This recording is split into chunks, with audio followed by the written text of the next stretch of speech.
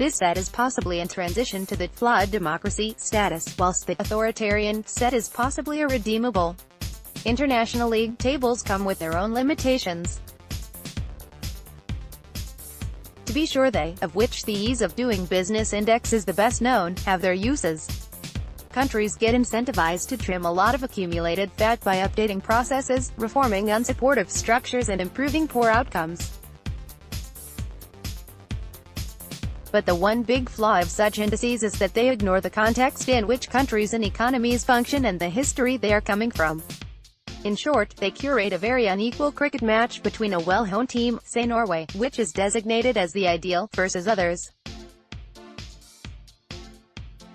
The movie Lagoon captured a romanticized version of one such epic match between untrained Indian villagers and the British district officers team, which ends improbably with the former defeating the latter.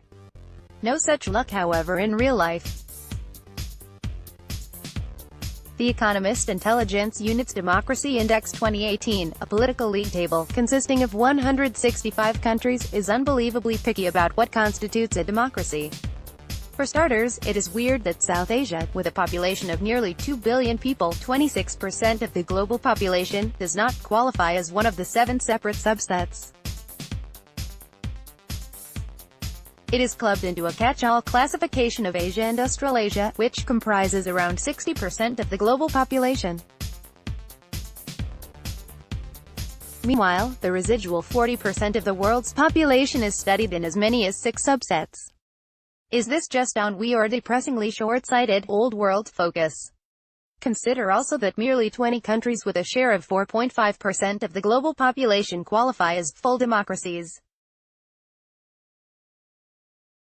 Of these, 14 are in Western Europe, 2 each in Latin America, Uruguay and Costa Rica, and in Asia, Australasia, Australia and New Zealand, Canada and North America, and Mauritius in sub-Saharan Africa. A total of 55 countries, one-third of the 165 countries, with a share of 43% of the global population are categorized as flawed democracies.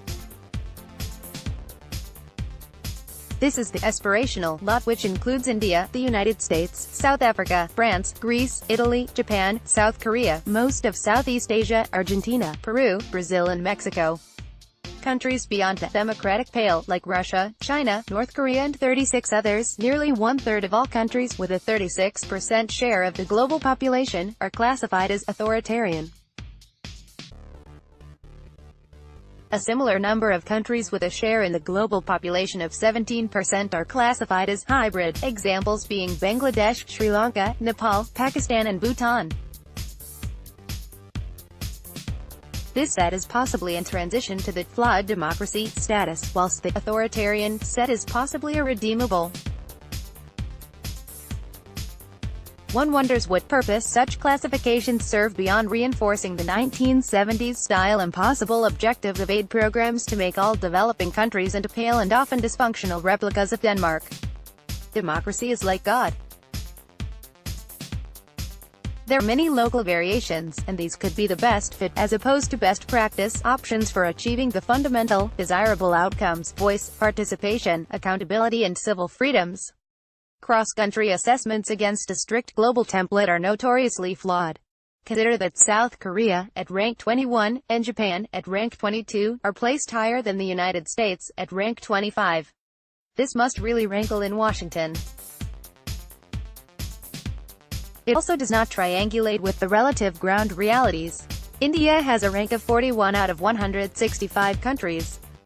Its score, out of a maximum of 10, was 7.68 in 2006. This improved to 7.80 in 2008. Thereafter it declined before picking up to 7.69 in 2013 and was at an all-time high of 7.92 in 2014. The slew of rights legislation in the waning years of the UPA-II government, plus the peaceful conduct of the 2014 general election and the subsequent smooth transfer of power, were possibly celebrated in this improved score. The score in 2017 and 2018 fell to a never-before low of 7.23, possibly on account of unchecked hate crimes, informal constraints on the media and legislative initiatives which are perceived to be born out of an anti-minority sentiment. but consider that during that same period there have been contrary signals which speak to the resilience of Indian democracy and the positive outcomes generated by electoral politics. First, the Narendra Modi government brought in affirmative action for the poor in government jobs and education for those castes and religions which were left out of the existing schemes. The new 10% quota will benefit the upper caste poor and poor Muslims. All the other lower castes already enjoy this benefit via 50% reservation.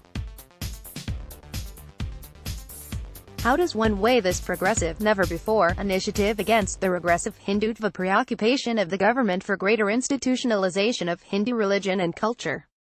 Second, democracy is also about using state resources for universal social support and protection.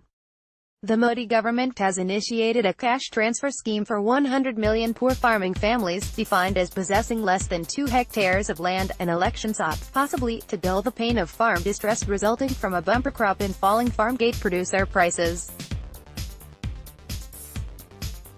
But it shall be uniformly made available to all citizens who are eligible, irrespective of caste, religion or region. Democratic accountability also means being uniformly responsive to distress and being fair in positive affirmation initiatives. On both these counts, the Modi government has scored.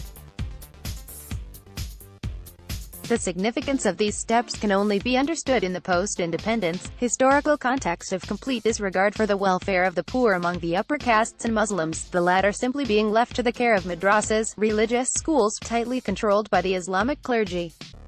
The United States and India are the two democracies which function at an unprecedented scale in the history of democratic governance.